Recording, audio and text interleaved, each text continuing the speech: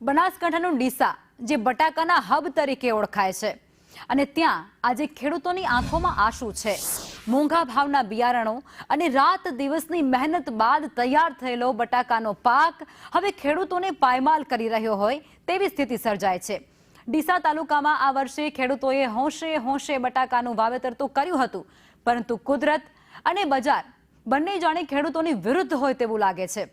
શરૂઆતમાં કમોસમી વરસાદને કારણે બટાકાના ઉત્પાદનમાં મોટો ઘટાડો થયો અને હવે જ્યારે પાક તૈયાર થઈ અને બજારમાં આવ્યો છે ત્યારે ભાવ સાવ તળિયે બેસી ગયા છે અને ગત વર્ષે જે બટાકા 250 રૂપિયાથી વધુ ભાવે વેચાતા હતા તે આજે માત્ર 90 થી 120 રૂપિયા વેચાઈ રહ્યા છે। આ ખેડૂતો આ ભાવમાં બટાકા વેચવા મજબૂર થયા છે। વાવણી અને મજૂરીનો ખર્ચ પણ ન નીકળતા હવે ખેડૂતો દેવાના ડુંગર નીચે દબાય તેવી સ્થિતિ સર્જાય છે। ગઈ સાલે આ ટાઈમે 200 ઉપરના ભાવો હતા। આ સાલ 90 થી 120ના ભાવ છે બટાકાના।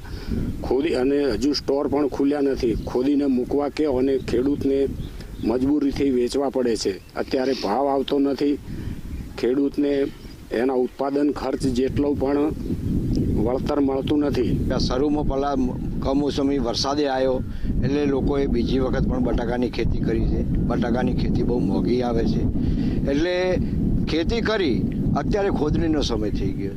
હાલ બટાકા ખોદીને અમે માર્કેટમાં લઈ જઈએ છીએ તો માર્કેટમાં 100 થી 120 રૂપિયાનો ભાવ છે।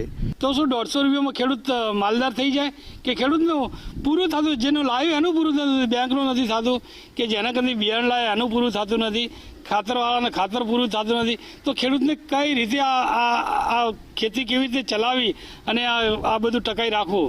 તો સરકારશ્રીને વિનંતી કે આ વર્ષે ટેકાના ભાવથી સરકારના બટાકા ખેડૂતના બટાકા લઈ લે સરકારને। મારી તો એ જ કહેવું।